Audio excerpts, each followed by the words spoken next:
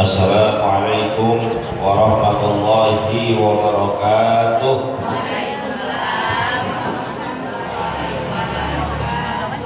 Bismillahirrahmanirrahim. Alhamdulillahi rabbil alamin.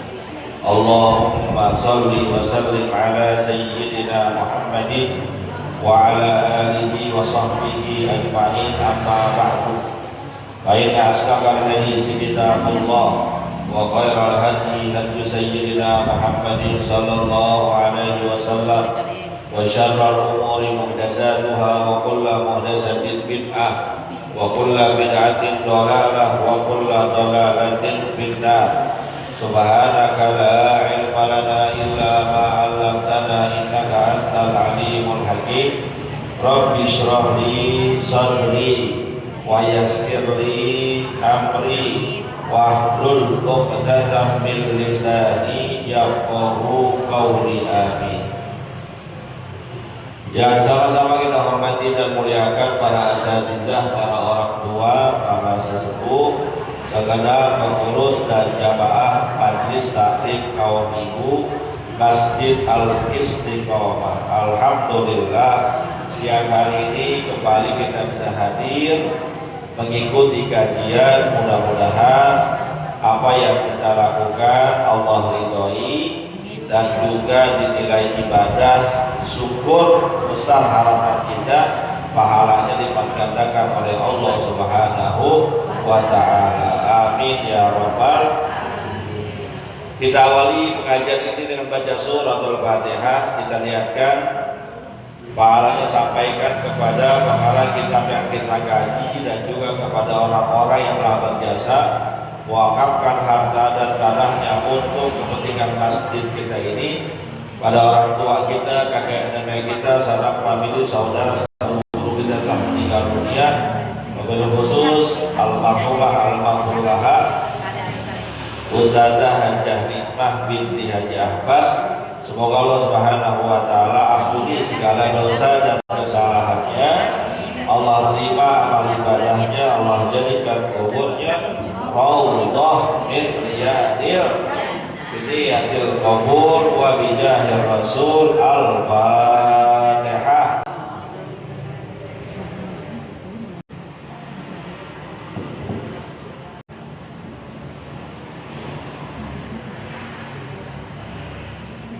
Lanjutkan bacaan kita masih pada pembahasan Kitabut Thaharah pada alinea yang kedua. Sudah ketemu ya Bu ya? Bismillahirrahmanirrahim. Qala al-muallif rahimahullahu ta'ala anhu, tsummal miyahu ala arba'ati aqsamin, tahirun mutahhirun ghairu makruhin wa huwa al-ma'ul mutlaq, wa tahirun mutahhirun makruhun wa huwa al-ma'ul mushammasu, wa tahirun ghairu mutahhirin wa huwa al-ma'ul musta'malu wal mutaghayyiru bima khalatahu minat tahirati wa ma'un najis. Wallahu a'lam. Hadirin jamaah yang dimuliakan oleh Allah Subhanahu wa ta'ala, dijelaskan dalam kitab ini yaitu At-Tazhib fi Adillati Matan Ghayah wa Takrim. Summal niyahu ala arba'ati aqsam. Kemudian pembagian air itu terdapat 4 bagian. Jadi air itu ada 4 macamnya kalau dilihat dari segi fungsinya, ya Bu ya. Kalau kita kan air ada banyak ya Bu, ada air teh, air kopi, air sahi, jadi juga air teh, air matang. Tapi ini dilihat dari fungsinya, air terbagi 4. Apa aja yang 4 itu? Yang pertama tahirun mutahhirun ghairu makruhin wa huwa al-ma'ul mutlaq. Yang pertama air yang tahirun, yang kondisi dirinya sendiri suci, bersih.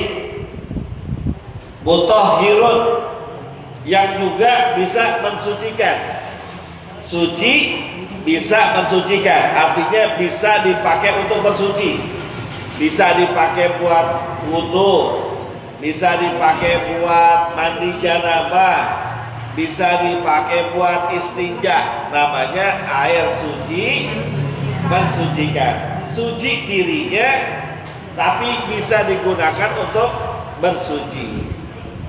Wahuwa ghairu makruhin, dan kalau kita pakai nggak makruh, artinya boleh, karena ketemu bahasanya suci mensucikan, tapi kalau kita pakai makruh karena bisa menyebabkan beberapa hal. Ini wahuwa al-ma'ul mutlaqu, air yang kayak gini nih, yang suci mensucikan dan kagak makruh kalau kita pakai, namanya air mutlak. Dalam fikih disebut sebagai air mutlak. Itu setelah itu ada nomor 2 ya Bu, ada tanda nomor 2, itu lihat di bawahnya.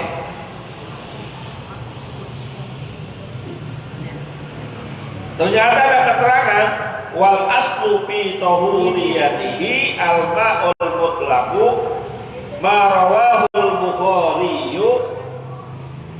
wa ghairuhu an Abi Hurairah radhiyallahu taala anhu. Ternyata dasar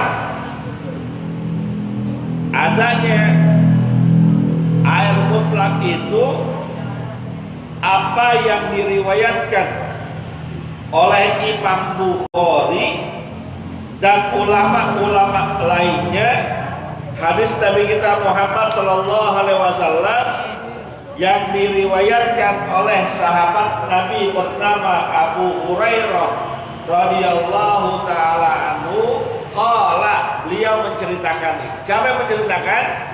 Abu Hurairah. Apa ceritanya? Qama a'rabiyun fabala fil masjid. Suatu ketika ada orang A'rabi. Orang A'rabi itu orang Arab yang tinggalnya di pegunungan. Jadi negeri Arab itu ada yang perkotaan, ada yang pegunungan, yang tinggalnya di lembah-lembah gunung. Biasanya orang yang tinggal di kota lebih maju pemikirannya dibandingkan yang di desa. Betul ya Bu? Betul. Kita juga begitu kan? Iya. Pemikiran orang yang di kota lebih maju dibandingkan yang di desa-desa, yang di lembah-lembah pegunungan. Ini ada orang A'rabi masuk ke dalam masjid, dan masjid zaman dulu gak kayak sekarang. Masjid Rasulullah itu belum dikasih tembok, belum ada keramiknya, belum ada karpetnya, cuma batasan-batasan doang. Iya, bisa boleh jadi orang A'rabi ini gak tahu kalau dia di situ berada di dalam masjid. Kemudian setelah dia masuk ke dalam masjid, pabala, ngapain dia? Bala, ya bulu, kencing. Bukan di toiletnya. Zaman dulu masjid gak ada tempat duduknya, gak ada tempat toiletnya, gak ada. Tapi kencingnya di dalam masjid. Nih kalau kita gimana nih? Ada orang kencing sengaja kencing di dalam masjid, bukan karena kebabayan, bukan karena gak bisa nahan. Emang sengaja ngajak kencing di masjid. Kalau kita apain? Bo. Oh. Bukan gak punya otak lu. Masjid nih, jangan kata di masjid. Ini kan kita sepakat nih aula nih. Yang di bawah kita sepakat nih aula. Terus tahu-tahu ada yang di pojokan sono kencing aja gitu. Kira-kira ada nggak yang marahin? Oh, bukan cuma dimarahin, ditolol-tololin. Dasar tolol, goblok, sembarangan. Masjid dia kencingin, lihat. Tapi yang terjadi apa nih? Faqoma ilaihin nasu liyaqau bihi. Ini orang-orang yang berada di masjid, di situ ada Rasulullah. Orang-orang yang ada di sekitarnya selain Rasulullah udah pada bangun, udah pada mau nyamperin tuh. Manusiawi, tempat ibadah dikencingin, emosi, udah pada mau marah. Faqala Nabi sallallahu alaihi wasallam, yang terjadi lihat nih. Bersabda Nabi kita Muhammad sallallahu alaihi wasallam, da'uhu wa harikuhu ala qaulihi sadlan min ba'in. Biarin, jangan diapa-apain, biar selesai tuh kencingnya. Orang ngomong lagi kencing disuruh berhenti tengah-tengah kan kagak enak. Gak bisa kayaknya. Biarin. Biar dia selesaikan pipisnya, dia selesaikan kencingnya. Kalau udah siramin tuh bekas kencingnya dengan air barang seember atau segayung. Bawahnya pasir, Bu. Disiramin gitu aja cukup untuk menghilangkan najisnya. Nah, di sini banyak hikmah, banyak pelajaran. Apa hikmahnya? Apa pelajarannya? Pertama, budi pekerti Nabi Muhammad itu sangat luar biasa, sangat hebat. Susah, hampir mustahil mencari orang yang setinggi Nabi akhlaknya. Makanya pantas dalam surat Al-Qalam Allah mengatakan, wa innaka la'ala khuluqin azim. Ini pasti kan momennya momen maulid. Wa innaka la'ala khuluqin azim. Allah Subhanahu wa taala memuji langsung Nabi kita Muhammad SAW dengan firman-Nya, sesungguhnya engkau ya Muhammad berada dalam keadaan akhlak yang agung luar biasa, akhlak yang mulia, akhlak yang maha hebat. Siapa yang memuji? Allah. Yang memuji bukan manusia biasa. Kalau manusia dipuji oleh manusia selevel. Tapi kalau Allah memuji manusia, berarti kemuliaan akhlak Nabi tidak diragukan. Kalau kita puji orang, itu orang mungkin baik, tapi pada saat tertentu bisa boleh jadi kebaikannya berkurang. Tapi kalau Allah sudah memuji manusia, berarti garansinya akhlaknya Nabi sampai kapanpun, sampai akhir hayatnya pun, bahkan sampai akhirat pun tetap mulia. Makanya kita dianjurkan tuh dalam surat Al-Ahzab, laqad kana lakum fi Rasulillahi uswatun hasanah. Sungguh telah ada pada diri Rasulullah buat kalian. Siapa? Kita, manusia. Apa itu? Uswatun hasanah, suri teladan yang baik pada diri Rasulullah. Ikuti, contoh dalam hal apapun, ikuti Rasulullah. Sebagai seorang suami, ikuti Rasulullah. Sebagai seorang pemimpin, ikuti Rasulullah. Sebagai makhluk sosial, ikuti Rasulullah. Karena tidak ada cacatnya, tidak ada celaknya, tidak ada aibnya bagi Nabi kita Muhammad sallallahu alaihi wasallam. Orang Arabi nggak paham aturan, orang dusun, orang kampung, pipis dia di dalam masjid, yang lain udah parah, Yang lain udah pengen pukulin, tapi kata Rasulullah jangan, biarin, biar rapi pipisnya, habis itu bersihin. Caranya siramin air. Ini karena bukan orangnya, tapi bekas kencingnya. Fungsinya apa itu? Untuk menghilangkan najisnya. Karena kan pipis, Bu, pipis termasuk pipis kita itu najis. Termasuk pipis orang lain najis. Mohon maaf nih, kita gendong anak kecil, nggak pakai pampers, pipisin kita, kena badan kita, itu yang diurusin jangan yang pipisnya doang, baju kita juga urusin. Badan kita yang nempel sama pipisnya najis juga, bersihin. Begitu. Maka mohon maaf banget,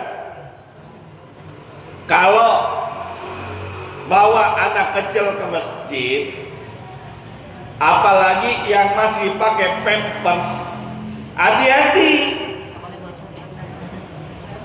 Kalau tuh dia pipis di pampers kan nampung, hakikatnya dia pakai pakaian yang mutan najis, yang kena najis.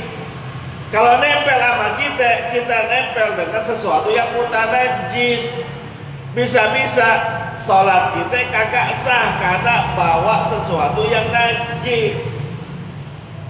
Jadi gimana Pak Ustadz? Kalau bisa jangan dibawa kalau masih pakai pampers. Takutnya bocor atau apa dan lain sebagainya. Bukan nggak boleh, jaga-jaga. Karena pipis itu najis, termasuk pipis kita. Ibu-ibu juga mohon maaf nih, pipisnya najis. Maka kalau buang air kecil kudu hati-hati. Mohon maaf nih, kalau bahasanya rada sopan. Dia namanya belajar fikih kudu begitu. Ibu pipisnya kencingnya diri apa jongkok? Nggak ada yang diri. Kalau bapak-bapak diri kali ya, ada yang diri. Ibu kalau pipisnya jongkok kudu hati-hati. Kalau nggak lepas semua baju, berarti kan bajunya diangkat, roknya diangkat, celananya dilepas nggak? Awas, kalau yang celananya nggak dilepas, diganjel doang. Ini bukan porno ya, Bu. Kadang kan lepasnya setengah, cuma sampai dengkul. Dia kan kencing, kira-kira tuh celana yang nempel sampai dengkul kena nggak cipratannya? Nah, hati-hati tuh. Maka mohon maaf nih, lepas semua. Kalau perlu, ibu emang di rumah pakai dasternya copot. Pipis yang bener, udah pipis. Nih ketika istinjanya, ketika ceboknya, jangan cuma di kemaluannya doang. Di area yang kira-kira kena cipratan kita, pipis kita, guyur. Tuh biar cakep, biar bersih. Ya Bu ya, apalagi mohon maaf banget yang sudah di atas 40 tahun, ibu-ibu pipisnya istibro. Iya. Caranya apa? Bisa dengan dehem. Iya benar. Biar ngapa? Biar tiris. Khawatirnya kalau kagak tiris, ibu nggak istibro, udah cebok udah, siram semua udah, pas bangun, seret aja, keluar lagi. Nah kalau begitu gimana? Itu pipis juga, karena celananya najis, kemaluannya masih najis karena belum diistinja. Buka lagi, cuci kayak mau pakai lagi terserah. Kemaluannya cebok lagi, karena itu adalah bagian dari pipis yang belum selesai. Kudu tiris. Caranya dengan dahab boleh. Gitu ya Bu ya. Bu. Kalau udah 3 kali rasanya ada kayak keluar pis lagi. Udah istibro, terus ternyata berasa kuat-kuat. Yakinnya itu pipis apa bukan? Jadi albina alal yakin. Kalau sudah prosedurnya kita jalanin, ya kan? Istibro udah yakin nih. Terus berasa keluar lagi. Sekarang pertanyaannya, yakinnya itu pipis apa bukan? Pipis. Ya kalau yakin pipis berarti begitu. Kalau anis bukan, kadang-kadang ada juga tuh yang mirip-mirip, bukan pipis. Padahal nggak keluar, cuma rasanya keluar. Kita yakin bukan pipis, selesai urusannya. Jadi dibangun terhadap keyakinan kita. Yakinnya gimana? Oh, gue sih bukan pipis, tapi kalau emang basah, ya itu kan pipis. Keyakinan itu kan terbangun kalau ada bukti. Karena buktinya ada emang basah tuh, yaitu pipis sudah. Gitu. Kita nggak bisa bilang, bukan pipis, tapi basah. Ya udah pipis kalau basah. Gitu. Gitu ya, Bu. Jadi hikmah yang kedua dari kasus tadi, kalau kena sesuatu yang najis di area rumah kita, kudu dibilas, dibersihin. Hati-hati nih yang sering nih, hati-hati. Kalau tadi kan kasusnya masjidnya Nabi emang pasir, dipipis di situ, disiram, airnya turun ke bawah, selesai. Sekarang rumah kita pasir, tanah, apa keramik. Terus kalau ada pipis cucu kita, misalnya anak kita masih kecil, cucu masih kecil, pipis nggak pakai pampers ke lantai, ibu bersihnya gimana sekarang? Pakai kering dulu. Pakai yang kering dulu, terus pakai yang basah. Yakin begitu? Iya, kalau yakin bagus. Salah ya? Benar. Punya cucu, punya anak waktu itu gitu. Jadi dibikin dulu najisnya. Tadinya kan najisnya najis aini, najis zatnya. Zatnya hilangin dulu. Caranya pakai yang kering. Terserah mau pelan kek, mau serbet kek, mau koran kek, mau tisu kek, boleh. Udah kering. Ini kalau bisa nih sebelum pakai pel yang basah, ibu cipretin dulu tuh. Oh, udah dicipretin, baru dielap. Ditenet-tenet dulu, baru dipel. Jangan pakai pel basah langsung main beginiin aja. Najisnya kemana-mana. Jadi najisnya dihilangin dulu najisnya. Mau kotoran kek, mau pipis kek, bersihin dulu areanya, baru dipakai. Kepret-kepret itu nggak apa-apa. Sebaiknya dikepret-kepret dulu pakai air. Jadi ada proses yang namanya kita bersihin dengan air. Nah ini najisnya najis hukmi. Sekarang bukan di keramik sih, di spray. Bapaknya ngompol. Ya, namanya orang ngompol, bapak-bapak mau anak kecil yang ngompol aja ya. Ngompol. Ya anak kecil dah ngompol. Spraynya basah nggak? Basah. Kasurnya basah nggak? Yang sering terjadi cuma spraynya doang diurusin, kasurnya kagak. Makanya pakai perlak. Oh, gue ngerti ya perlak, tau perlak ya? Pakai perlak. Bahkan dulu mohon maaf saya nggak pakai perlak karena perlak mahal. Saya pakai karpet talang. Tapi yang rada anuan dikit. Enggak panas, ada karpet talang yang rada lumayan dikit. Kalau perlak kan yang dijual umum paling berapa ya? Nggak nyampe semeter kali ya, yang dijual umum. Kalau karpet kan lebar. Nih, dengerin nih. Jadi kalau ada kan yang anak bayi nggak mau dipakai pampers, mau dipakai pampers dia rewel, ada tuh. Apalagi yang belum puput pusternya, akhirnya nggak dipakai pampers, cuma gurita, bedongan, pipis, nggak ditatakin perlang. Pun sekalinya ditatakin perlang, mungkin bagaimana tuh bayi gocan ketendak-tendak emaknya kali ya. Akhirnya dia pipis di area kasur, spraynya kena, kasurnya kena. Yang sering dipikirin sama ibunya, sama neneknya cuma spraynya doang, kasurnya didiemin aja, padahal najis juga. Maka Bu, kalau spraynya kena pipis, ambil, jangan didiemin, langsung bilas tuh bagian pipisnya, hilangin aja dulu najisnya.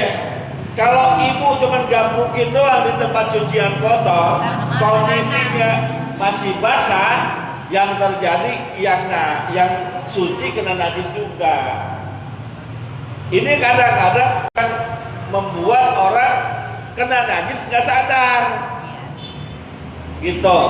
Jadi langsung bersihin supaya najisnya hilang.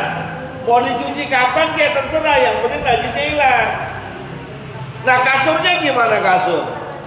Ya kalau zaman dulu kasur pakai kapuk, ngangkat jemur di lapangan enak. Nah sekarang sepiring met. Bagaimana caranya? Bo, caranya gimana caranya? Disumpetin Pak Ustadz, disumpetin pakai kain. Oke, kan masih basah-basah. Iya. Kalau bisa ibu punya hair dryer kan? Punya nggak hair dryer? Dipakai kipas angin dah.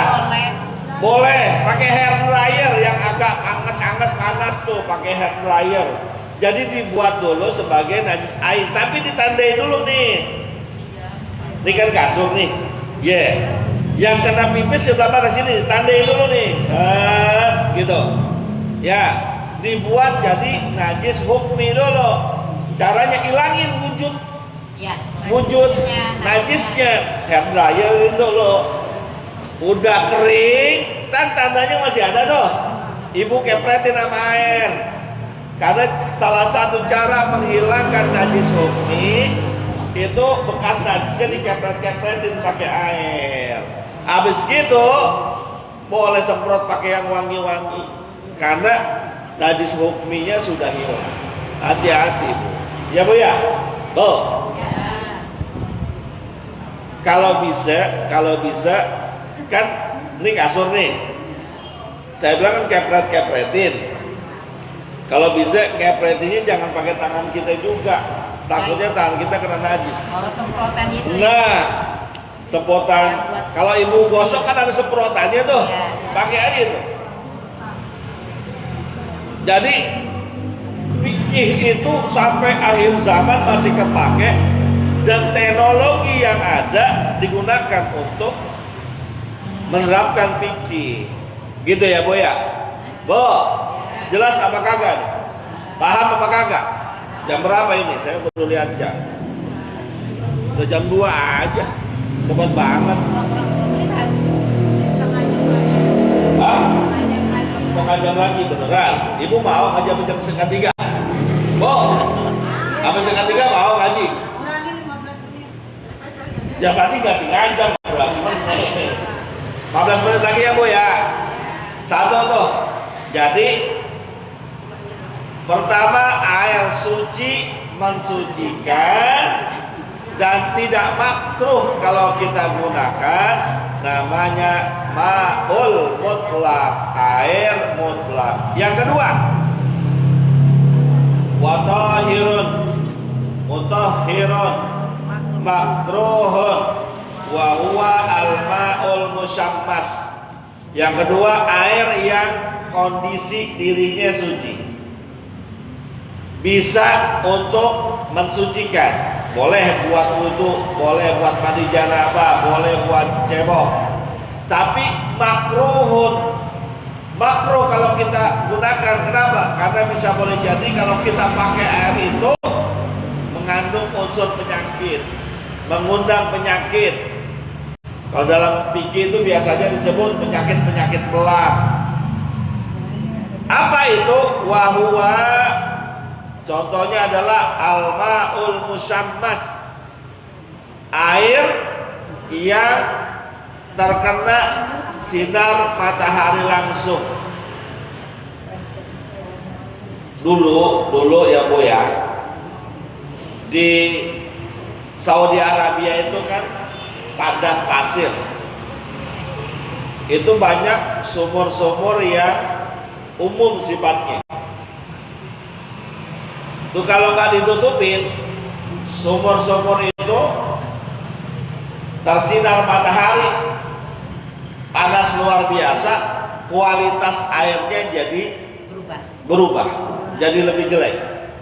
Kalau dipakai langsung bisa membahayakan kulit kita. Kalau air belerang kan bagus. Ini air yang kena sinar matahari langsung. Pak Ustaz, iya. Rumah saya kan pakai toren.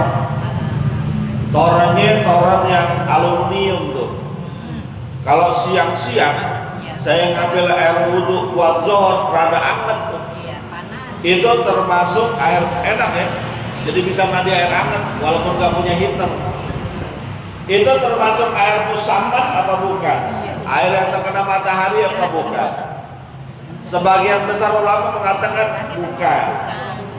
Jadi yang dimasukkan musammas itu air yang kena matahari langsung, yang nggak ada alingannya, yang nggak ada tutupannya, langsung. Makanya dan airnya tidak mengalir. Kalau airnya mengalir nggak apa-apa. Misalnya di kali, sungai. Kalau di daerah-daerah kan sungainya bening-bening tuh, bersih-bersih. Siang hari kita wudhu di situ, kan airnya kena sinar matahari. Boleh nggak? Makruh nggak? Nggak makruh. Kenapa? Karena airnya mengalir. Yang nggak boleh itu kalau airnya tidak mengalir. Air toren kan nggak mengalir, iya, tapi dia ketutupan. Ada yang bahan plastik, ada yang bahan aluminium, yang kayak gitu nggak apa-apa. Gitu. Jadi yang nggak boleh yang terkena matahari langsung dan mataharinya tuh sinarnya panasnya sangat. Kalau untuk ukuran Indonesia belum, Indonesia paling 36, 37. Jarang sampai 41, 42 gitu. Kalau di Mekah, Madinah sampai tuh 45 derajat bahkan kadang-kadang. Yang begitu tuh yang gitu ya. Ya Bu, ini asal ilmu doang tahu berarti. Nanti kalau besok pulang ke rumah wudhu, ngambil air wudhu yang dari toren, wah panas nih, kena air matahari nih, makruh nih. Kemarin Pak Ustadz bilang makruh, enggak. Kalau air rumah kita yang toren itu nggak makruh. Kenapa nggak makruh? Nah, gitu, pinter, udah boleh deh jadi ustaznya deh, udah boleh. Oh berat, iya Bu, emang kalau jadi ustazah berat, berkatnya yang berat. Ya kan entengnya, kalau berkat ustazah kan lain ya, double soalnya. Udah dua tuh ya. Yang ketiga, watahirun, ghairu mutahhirin. Yang ketiga, airnya suci. Ghairu mutahhirin, tapi itu air nggak bisa digunakan untuk bersuci. Wahual ma'ul mustakmal, kita kenal dengan air mustakmal. Suci dia, suci dalam artian kalau kena badan kita nggak najis, tapi nggak bisa dipakai untuk bersuci. Kenapa? Wahwa yang dimaksudkan itu adalah air mustakmal, air yang udah pernah dipakai untuk bersuci. Ibu wudhu, ya kan, ditadain pakai bak. Ya sayang-sayang, namanya lagi musim panas, wudhu, bekas wudhunya jatuh ke situ, ke bak atau ember yang kita buat tampungan. Maka air yang bekas tampungan wudhu kita itu tetap suci. Artinya kalau ibu mau pakai buat mandi biasa dari situ boleh. Mau pakai buat masak dari situ boleh. Ibu pernah nggak masak dari air bekas wudhu? Pernah nggak? Kenapa nggak pernah? Beda tempatnya. Padahal itu air bagus tuh, Bu. Air barokah. Iya benar sih. Kan bekas wudhu gitu.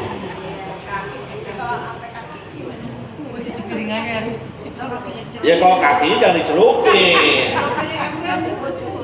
Kan wudhu nih. Nah ini nih kan kasih ini. Wudhu nih, ya kan?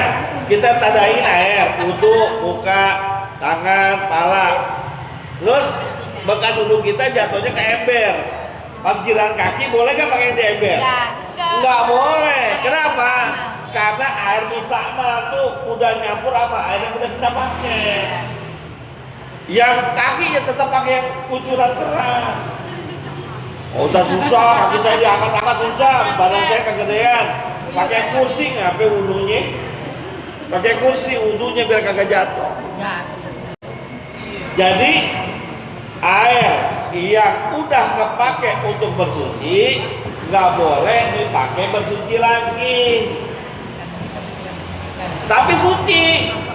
Maksudnya kalau mau buat masak boleh, buat mandi silakan, tapi nggak boleh buat cebok. Saya sih nggak pakai buat wudhu lagi Pak Ustaz, terus gue pakai buat cebok, sama aja. Karena cebok istinja itu harus pakai air suci dan mensucikan. Jelas tuh? Apalagi wal mutaghayyiru bima khalatahu minat tahirat. Termasuk air suci yang tidak mensucikan adalah air yang berubah warnanya karena kemasukan sesuatu yang suci. Warnanya berubah. Mungkin rasanya juga berubah. Misalnya dicampur pakai teh. Teh celup tuh, air seember. Kita masukin teh. Berubah nggak warnanya? Berubah. Maka karena berubah, udah bukan suci mensucikan, hanya suci doang. Nggak boleh buat wudhu. Karena berubah warnanya. Dicampur kembang teleng. Berubah nggak warnanya? Berubah jadi warna apa? Ungu. Nggak suci mensucikan karena sudah berubah. Namanya juga udah berubah. Jadi apa namanya? Air kembang teleng. Maka nggak boleh buat wudhu. Dicampur kopi sama juga. Dicampur bubuk PK. Tahu bubuk PK, Bu? Bu, tahu? Masih ada nggak sih bubuk PK? Dulu saya masih kecil, kaki saya banyak ya korek lah gitu ya. Tapi jangan bilang-bilang. Rahasia saya di sini doang ngomongnya. Jangan bilang-bilang ya, tuh tanya ibu saya kalau nggak percaya. Ya jangan bilang korengan. Ya begitulah penyakit. Dulu masih kecil. Yang gudik lebih parah. Nah, itu mau mandi dipakai bubuk PK, jadi warnanya ungu. Iya kan? Mandi di situ tuh. Boleh nggak mandi pakai air PK? Boleh. Boleh nggak? Boleh. Tapi bukan mandi janabah, mandi biasa.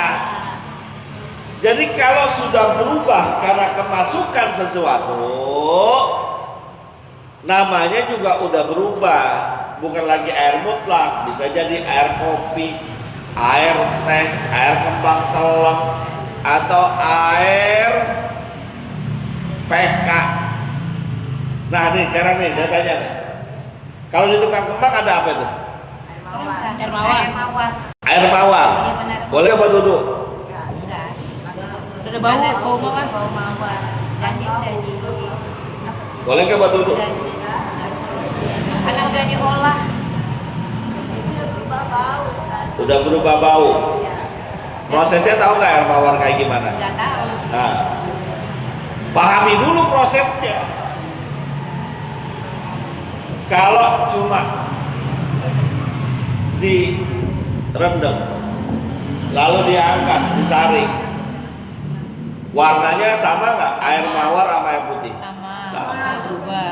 Yang berubah cuma baunya doang. Maka sebagian besar ulama mengatakan masih boleh wudhu pakai air mawar. Tapi sayang Pak Ustaz sebotol goceng. Iya. Baru cuma tangan doang. Ya enggak. Saya wudhu pakai air segini bisa. Sekali aja. Iya.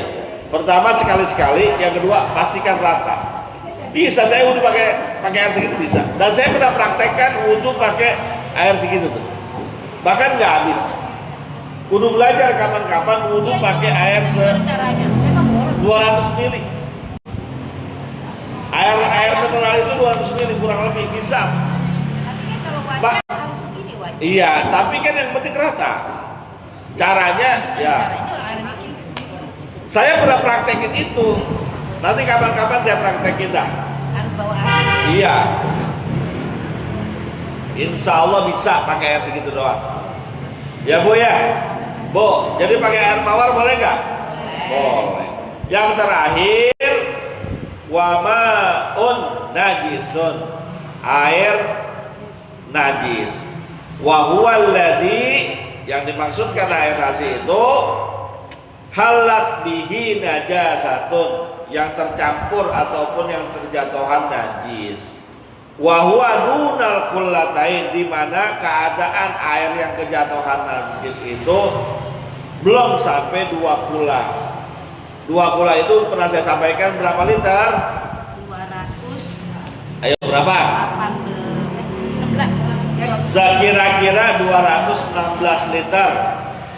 Aukana, atau airnya 2 kula, tapi patagoyar, berubah, warnanya berubah, baunya berubah, maka jatuhnya air najis.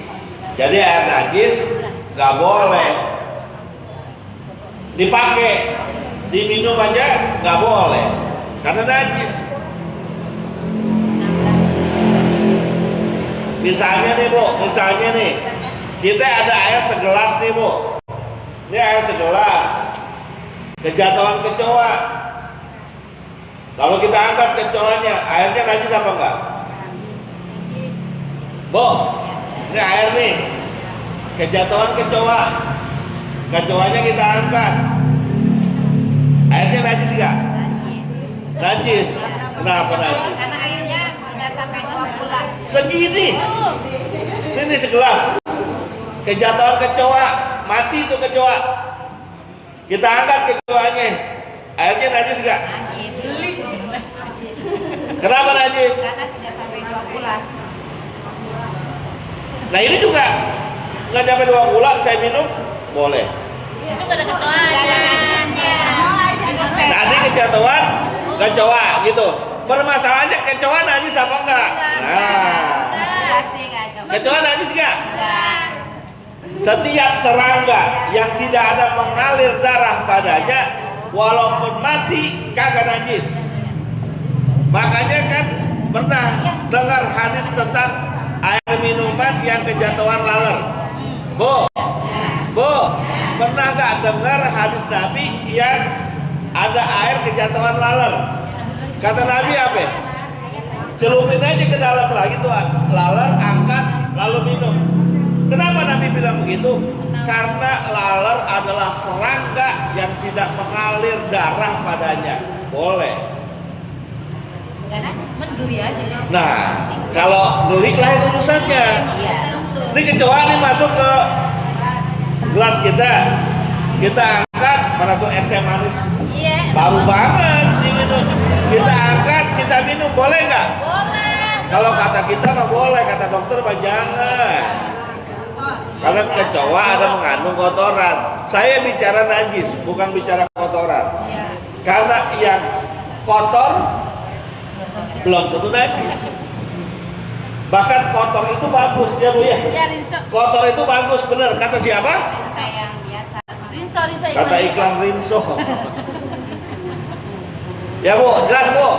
Ini belum selesai tentang najis, udah jam 2.15. Ngaji mah jangan banyak-banyak. Kalau kelamaan yang ada gerutu. Kalau udah gerutu, ilmu yang udah nempel kabur. Mendingan santai-santai aja. Dua baris ngaji selesai. Ilmu nempel diamalin. Betul ya Bu ya? Sebelum saya tutup, ada yang mau nanya nggak? Ada. Saya mau nanya. Iya. Saya waktu itu pernah ikut kajian ya tentang fikih juga. Nah di waktu itu tuh dibahas tentang ini juga ya. Hampir semua binatang kayak serangga juga termasuk najis ya. Apakah ada dua dari apa sih namanya khilaf ya istilahnya ya. Karena itu bangkai sih. Iya. Sampai saya pernah nanya kalau misalnya rahon apakah itu najis? Dia juga tetap najis karena itu bangkai. Iya. Oke, terima kasih. Sejauh fikih yang pernah saya pelajari dengan guru-guru saya dari kitab fikih yang paling tipis Safinatun Najah sampai yang tebal-tebal sampai yang setengah tebal, semuanya itu dikatakan serangga walaupun bangkai. Ya serangga memang matinya pasti bangkai karena nggak ada yang disembelih, itu kan serangga yang tidak mengalir air padanya. Apakah terjadi perbedaan pendapat? Iya. Setahu saya mayoritas ulama mengatakan tidak. Walaupun ada ya, tapi itu mazhab lain. Kalau nggak salah Imam Malik kalau nggak salah mengatakan itu najis juga. Tapi yang saya pelajari sebagian ulama, sebagian besar mengatakan tidak lain. Ya kalaupun ada perbedaan, fikih itu biasa, jangan jadi. Wah berarti ini gurunya kurang pinter, nggak gitu juga. Gitu. Jadi di fikih itu perbedaan pendapat pasti itu. Gitu. Ya. Oke, pertama tadi tentang air. Makna kan biasanya kalau ke mall tuh toiletnya duduk, Wah. jarang yang jongkok. Iya. Itu gimana tuh? Ya nggak ngapa-ngapa. Mana tuh disiram. Kita kan kadang ada tisu, nggak ada tisu. Nggak apa-apa dulu. Enggak, buat ngelap itu. Oh. Iya Bu. Bu, ini pertanyaan cakep nih. Kan ibu-ibu sering ke Majlis Talim ya? Salah. Ibu kan sering ke mall ya Bu? Bu, sering ke mall nggak Bu? Di mall rata-rata toiletnya kan jongkok. Iya. Iya. Toiletnya duduk. Toiletnya duduk. Baik ibu mau buang air kecil maupun buang air besar, rata-rata toiletnya duduk. Nih Bu, kiat-kiatnya Bu. Pertama, ibu masuk ke toilet, pastikan area bawah ibu kebuka semua. Ada gantungannya. Dah. Setelah itu ibu sebelum menggunakan toiletnya, ibu siram dulu. Iya, betul. Wajib tuh Bu. Siram dulu, bersihin. Kalau ada tisu, pakai tisu. Biasanya kalau toilet jongkok masih ada tisunya. Bukan hanya bersihnya, tapi bekas najis orang lainnya. Selepas itu, gunakan toiletnya. Terus, cabuknya bagaimana? Ya begitu. Pak Ustadz, saya maunya GI Pak Ustadz. Kalau mau GI itu, airnya bukan kita pencet, tapi ada tombol. Bagaimana? Iya, maksimalkan gunain goyang-goyang aja begitu. Jadi kalau ada tisu, gunakan tisu juga. Karena tisu itu merupakan salah satu alat bersuci. Tisu juga, air juga. Kalau cuma ada air, air aja. Kalau cuma ada tisu, tisu aja. Bahkan di toilet yang lebih modern lagi, kagak ada airnya. Bagaimana Pak Ustaz? Pakai tisu. Hilang nggak najisnya? Hilang. Tapi masih nyangkut-nyangkut, urusan belakangan. Karena kita nggak biasa. Iya, gitu ya Bu ya. Gitu ya. Apa lagi? Kalau bak mandi kan di material ada bak mandi yang dijual di material itu 2 kula nggak? Ukuran 2 kula sekira-kira 216 liter. Ukurannya itu 60 cm lebar 60 cm, panjang 60 cm dalam. Ukur aja dah. Oh gitu. Kalau sekira-kira segitu 66. nyampe. Itu masuk luar. Kan bak mandi yang dijual di kolom yang di material itu bodinya doang gede. Iya. Dalam, maka yang diukur dalamnya jangan bodinya. Bodi tampungan airnya. Sekira-kira 60 cm, 60 cm, 60 cm, nah itu dapat. Dan itu flat berarti. Jadi ketika di atas, ketika rata itu 2 kulah, ketika kita ambil berkurang. Iya, jadi ketika kita ambil udah nggak 2 kulah lagi. Iya, gitu ya Bu. Bu, jelas ya Bu. Bu paham Bu? Udah pada masukin semua kuenya? Saya belum itu semua. Satu lagi dong, Oh udah. lagi dong, satu lagi. Namanya Ustazah paham. Apa? Satu lagi, Iya. kalau misalnya pipisnya di kasur, itu kan kasurnya sekarang besar atau spring bed. Itu bisa kemungkinan nggak ya pipisnya udah masuk ke dalam? Gimana ya? Yang dibersihkan kalau ke atas aja itu sudah cukup atau gimana? Tekan. Oke, pertama pastikan dulu yang pipis siapa. Iya. Iya, enggak maksudnya nih yang tadi deh, misalnya suami. Suami Atau istri, pipis. suami yang ngompol, ya bisa. Ya artinya pipis, pipis, ya kan? Ini basah. Ya kalau mimpi basah nggak apa-apa. Udah, kontrak basah kan dikit. Mohon maaf ya Bu, ini biar clear ya Bu, biar clear lagi. Mohon maaf banget dah. Kalau mimpi basah, mohon maaf nih, saya perjelas lagi. Tumpahan sperma itu nggak najis. Sperma tidak najis, clear nih. Clear ya. Yang najis pipis. Ya Bu ya. Pipis misalnya entah bayi, entah cucu, entah anak atau entah kita. Iya. Ngompol, basah. Bagian najisnya kelihatan. Kan saya udah bilang tadi. Angkat spraynya, cuci buru-buru. Iya. Sekarang spring bednya, kasurnya. Iya. Kalau jemur repot kan? Iya. Oh, spring bed, lantai 2 lagi, nuruninnya repot. Tandain pakai kapur, pakai spidol, tandain area najisnya. Terus hilangkan. Najisnya kalau pipis kan air, hilangkan gimana? Saya bilang tadi pakai hair dryer, Iya. semprotin aja depan belakang. Depan belakang kering, baru depannya dicipratin air, semprotin belakangan juga. Gitu. Nah itu memang harus impotnya harus lebih. Kalau diinjek kayak. Makanya lakinya jangan sampai ngompol. Ya namanya orang kebelet kan. Iya. Ya ngimpi pipis ngompol ya. Pipis di kamar mandi atau di sini. Iya. Iya. Ya itulah caranya, hukum begitu memang. Gitu. Ya, terima kasih. Ya, cukup ya Bu ya. Udah Bu ya, cukup Bu ya. Insya Allah kita ketemu lagi di waktu yang akan datang. Mohon maaf atau kalau ada kesalahan. Al-Fatihah.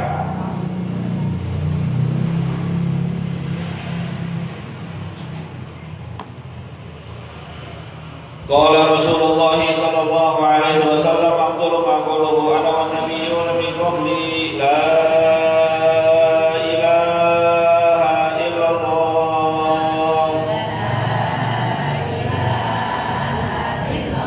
la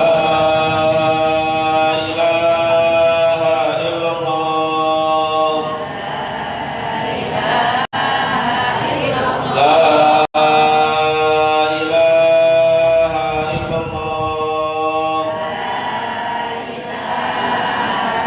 Muhammadur Rasulullah sallallahu alaihi wasallam la ilaha illallah wa la nabi wa la tanarab lana ma yakuna wa hablana ya wa habil man ismatan rizqi ya razaqul lana musahila wa la khairan fatta wa huda wa almi ya alim lana fadila Allahumma fil lana wa liwalidina warhamna warhamna kama rabbana shiqara wa sallallahu ala sayyidina Muhammadin wa ala alihi wasallam walhamdulillahi rabbil alamin. Terima kasih, mohon maaf. Assalamualaikum.